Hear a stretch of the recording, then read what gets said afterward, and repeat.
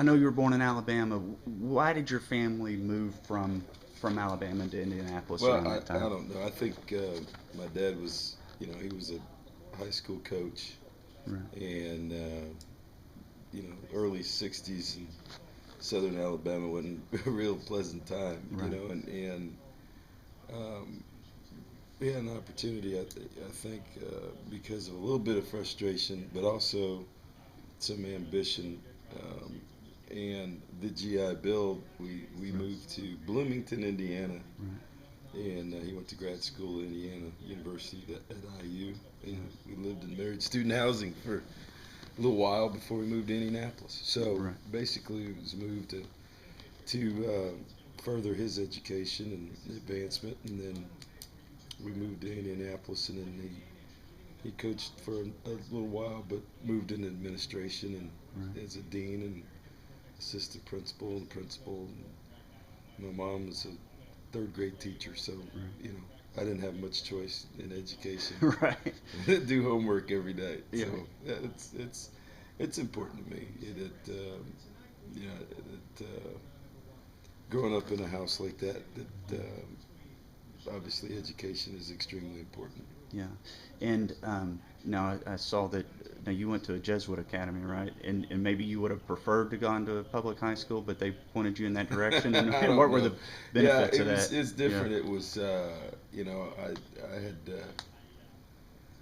a lot of friends that when I was in middle school or junior high school, and you guys were going different directions, and um, I played basketball on an AAU team, and it's kind of different. It kind of hits you when you get to junior high school Right. that everybody's going to go to a different high school. Yeah. We were guys from all over the place were playing on a team,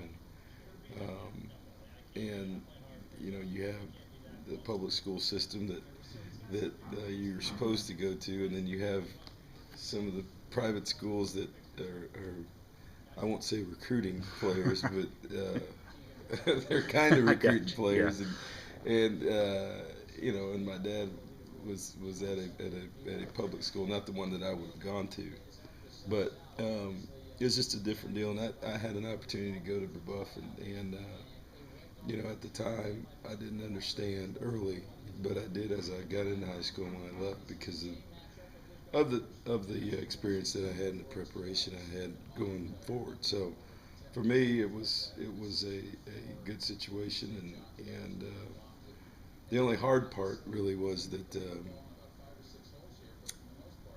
we played in the same sectional in basketball, and that state's a huge deal. Right. And so the high school I went to, and the high school that my dad was at, in order to get out of that sectional, we would have to play every year. Oh, okay. So Yeah.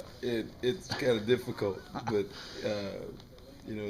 particularly if we're playing in a gym that only had two sides. If Right. it was easy for him to sit behind the basket, Yeah. but no, that was probably the only difficult time. But I had friends that played at that high school, and we played in summer leagues together all the time. So Yeah. it just that's kind of how I grew up. And growing up in that state, as you've mentioned before, it's hoops happy. So how did you start leaning toward Well, football? it's funny, I never really did. We played football, and you went from football to basketball to baseball, and then it's just year round. But it's definitely um, the passion in that state is for basketball, and it begins at an early age. I think I went on an AAU team. We went to Puerto Rico when I was 12. Yeah. So, with a bunch of guys that ended up playing Division One basketball. Not me, Right. but those guys were good. Right. And it was a great experience. And guys that went on to play at Notre Dame and Purdue and Indiana, and guys are still my friends to this day. That Right. have had some had pro careers and some are just in business. But you travel around and grow up together, and like I said, you get to junior high school, and then you realize, hey, we're not going to play anymore. We're going to play against each other for at least the next 4 years, maybe the rest of our lives. Right. So it kind of worked that way, but it's is a neat experience. How would you describe yourself as a football player? Now you ended up walking on at Purdue, right? So Yeah, it was. I played a whole lot of different positions in high school, and so it was just a collection of a lot of different things. And because we played so much basketball, um, I was in between. I was in between on everything. You keep your weight down to play basketball, and which hurts you playing football. And if you're not blazing fast, then you move closer to the line of scrimmage. And so because of that, it was kind of the way it was. And for me, it was different just because I like to play baseball too, and so it was just a year-round situation. But um, to have opportunities to play football at some lower level schools, or play basketball at some lower level schools, and to make those kind of decisions, and then to say, you know what, um, I'd like to have a shot to see if I can play at the Division I level, and I went to Purdue in a different situation academically, which was good, and which gave me a jump start, and I knew a lot of guys that were playing there, including the coaches, because we'd go to camps and different things, and so they gave me the opportunity to come out and play, and I did. when you say you went academically, you went on an academic scholarship to Purdue. That is different, A isn't little it? bit different. Yeah. Looking back on that, how proud are you that it, Yeah. in that sense, that's It was good. It was good. It was a lot easier on my parents. right, but sure, but um, but I got there, and it's like anything else. For all your life, I'd been going from sport to sport to sport and playing at a pretty high level, and now I was just going to school, right, and I was a little got bored. And there's only so many things you can do at the rec center. you're right, And sure, you run out of that kind of deal. And when you have friends that you grew up and played with, and they're going to practice and you're going to the rec center, it's and I'm not trying to disrespect the guys that are playing in the rec center, but it's a little bit different yeah. than playing Division I anything. Right, and you you know also knew and, probably your competitive fire. You knew you yeah, could hang with those guys. I'd played with Yeah, them, right, since I was 10 years old. right. So, whether it was a couple of them were playing football, a couple of them were playing basketball, and they said, why don't you just come on out there? And I did.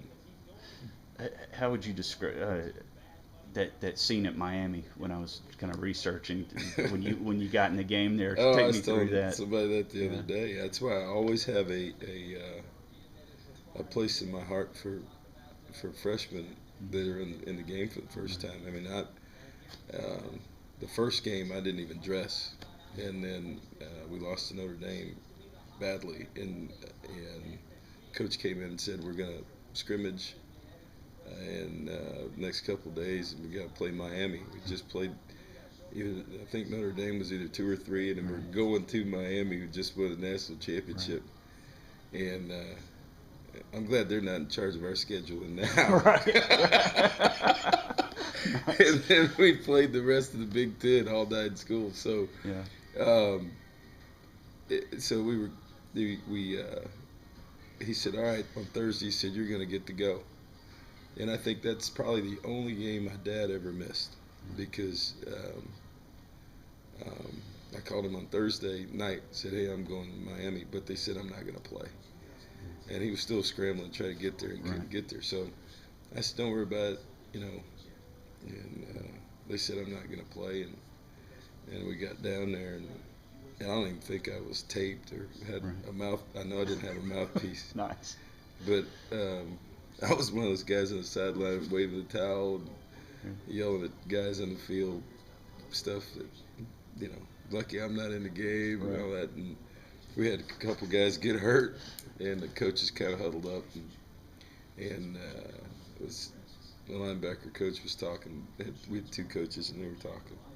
And I could see the head coach shaking his head. I knew exactly what was going on because he didn't want to put me in the game, and I wasn't sure I wanted to go in the game. Right. But they call your name, and you just kind of look at it and say, wow. And I'll never forget going out there and getting in the huddle, and these guys are all wide-eyed, and it's a close ball game, and it's at night in the Orange Bowl, and the huddle broke, and I just remember looking up and said, "The city of Miami welcomes you to the Orange Bowl." And I turned around and looked, and here comes the defending national champs Right, to the line of scrimmage. right. So, and we went through the whole second quarter, and I think, you get to halftime, and coaches are talking. They said you're doing a good job, and they're wanting you to describe what's happening. I have no idea what's going on. I can't tell you what just happened, but and I really couldn't until watching the film the next day.